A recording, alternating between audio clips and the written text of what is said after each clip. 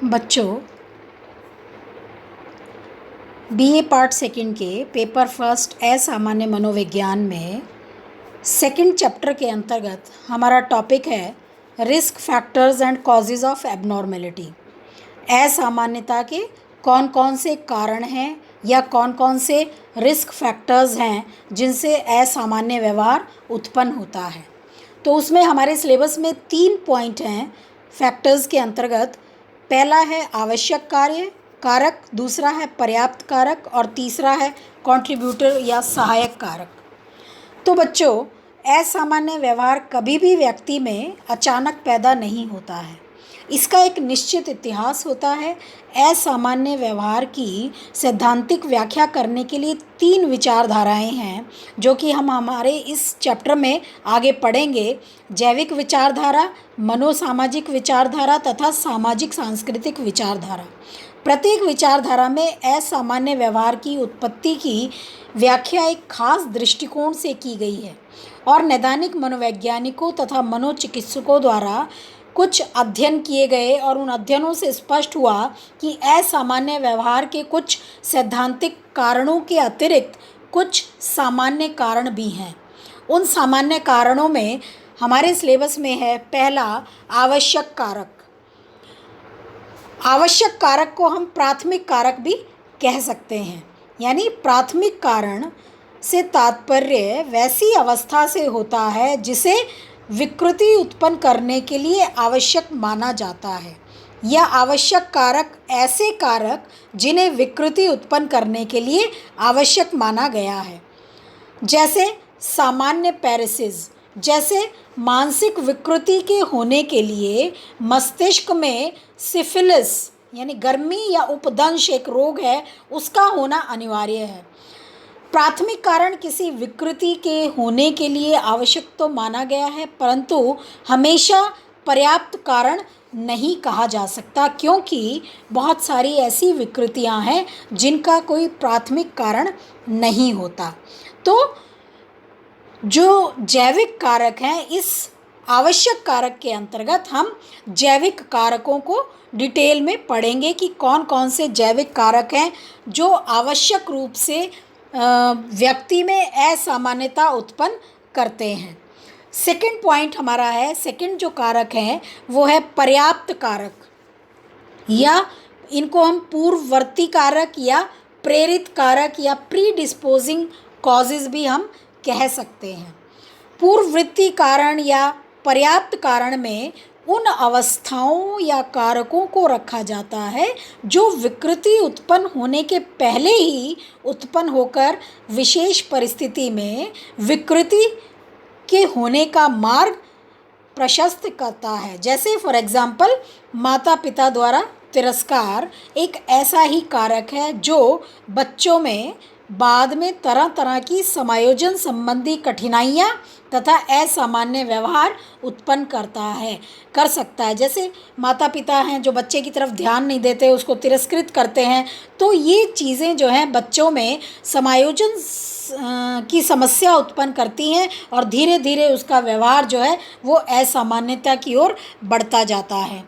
उसके अतिरिक्त अप्रत्याशित असफलता, यदि बच्चों को जीवन में अनएक्सपेक्टेड कुछ असफलताएं मिलें या उनको अत्यधिक बंधन में रखा जाए या उनको अत्यधिक सुरक्षा प्रदान की जाए, तो ये कारक बच्चों में या व्यक्तियों में असामान्यता उत्पन्न करने के पर्याप्त कारक माने जाते हैं। और इनके अंतर्गत हम मनोवैज्ञानिक कारकों को डिटेल में पढ़ेंगे कि कौन कौन से मनोवैज्ञानिक कारक हैं जो पर्याप्त कारकों की भूमिका अदा करते हैं और बच्चों में असामान्य व्यवहार या किसी भी व्यक्ति में असामान्य व्यवहार उत्पन्न करने में सहायक होते हैं।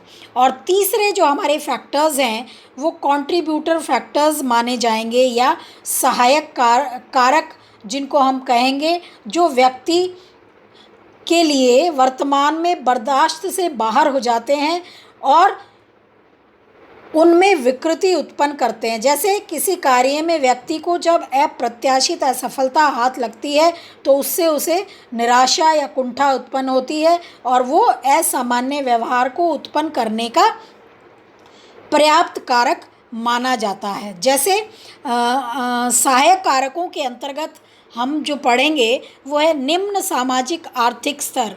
यदि किसी भी व्यक्ति का सामाजिक आर्थिक स्तर निम्न है तो ऐसे व्यक्तियों में असामान्य व्यवहार उत्पन्न होने की संभावना अधिक रहती है। या किसी भी व्यक्ति की अनुपयुक्त सामाजिक भूमिका व्यक्ति में असामान्य व्यवहार उत्पन्न करते पाई गई है। उसके अतिरिक्त बेरोज़गारी, यदि बेरोज़गारी है किसी भी व्यक्ति में या कोई व्यक्ति बेरोज़गार है तो ऐसी स्थिति में असामान्य व्यवहार उत्पन्न होता है। बेरोज़गारी जो है वो एक कठिनाई व्यक्ति में मानसिक विकृति उत्पन्न करती है और बेरोज़गारी से अधिकतर जो आर्थिक कठिनाइयाँ उत्पन्न होती हैं जो व्यक्ति के लिए मनोवैज्ञानिक रूप से तथा फाइनेंशियली वित्तीय रूप से हानिकारक होती हैं और व्यक्ति को आत्म अवमूल्यन यानी सेल्फ डीवैल्यूएशन करने के लिए बाध्य करती हैं। तो व्यक्ति जो है ऐसी स्थिति में विषाद में चला जाता है। आत्महत्या या अपराध की प्रवृत्ति उसके अंदर तीव्र हो जाती है। इसके बाद सामाजिक सांस्कृतिक कारक।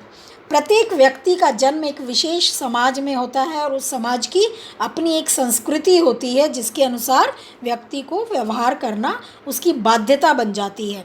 तो सामाजिक सांस्कृतिक वातावरण का प्रभाव व्यक्तित्व विकास पर पड़ता है। जो व्यक्ति एक ऐसे सामाजिक वातावरण में पाले पोसे गए हैं जिनमें हिंसा ना के बराबर हो तो उनके व्यक्तित्व में शील गुणों की प्रबलता बहुत अधिक होती है और जिसके माध्यम से किसी भी समस्या का समाधान शांतिपूर्ण ढंग से वे लोग कर सकते हैं। ऐसे व्यक्तियों का व्यवहार कुसमायोजी कम होता है। लेकिन जो लोग जिनका पालन पोषण एक ऐसे सामाजिक सांस्कृतिक वातावरण में होता है जहां शोषण, हिंसा आदि की प्रधानता होती है तो उनके व्यक्तित्व में कुसमायोजी व्यवहार विकसित होने की संभावना अधिक होती है। तो इस तरह से सामाजिक सांस्कृतिक वातावरण जो है वो भी व्यक्तियों में असामान्य व्यवहार उत्पन्न करता है। और सामाजिक संबंध, तो व्यक्तियों के आपस में एक दूसरे से किस तरह के सामाजिक संबंध हैं वो भी जो है व्यक्ति में असामान्यता उत्पन्न करने में सहायक होते हैं। तो इस तरह से ये कॉजेज़ ऑफ एबनॉर्मेलिटी जो है इसके अंतर्गत हमारे सिलेबस में सेकंड चैप्टर में 3 पॉइंट्स इम्पॉर्टेंट हैं। वो पहला है आवश्यक कारक जिनके अंतर्गत हम जैविक कारकों को पढ़ेंगे। दूसरा है पर्याप्त कारक जिसके अंतर्गत हम मनोवैज्ञानिक कारक को पढ़ेंगे। और तीसरा है कंट्रीब्यूटर कारक जिसके अंतर्गत हम सामाजिक सांस्कृतिक कारकों को डिटेल में पढ़ेंगे।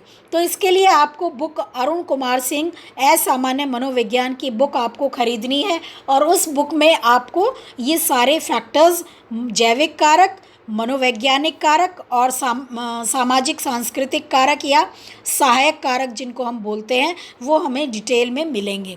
तो बच्चों ये आवश्यक कारक हो तो इस तरह से जो मैं आपको ये शो कर रही हूँ इस वीडियो में बता रही हूँ तो ये आपको हेडिंग डालना है। उसके बाद उन कारकों में जैविक कारकों को डिटेल में पढ़ना है। दूसरे पर्याप्त कारक, इसके अंतर्गत भी हमें पर्याप्त कारक कौन कौन से हैं ये पढ़ना है और इसके अंतर्गत डिटेल में हमें व्याख्या करनी है मनोवैज्ञानिक कारकों की। और तीसरे जो आपके सिलेबस में दिए हुए हैं वो हैं सहायक कारक जिसके अंतर्गत हम सामाजिक सांस्कृतिक कारकों को पढ़ेंगे जो कि असामान्य व्यवहार उत्पन्न करने में सहायक होते हैं।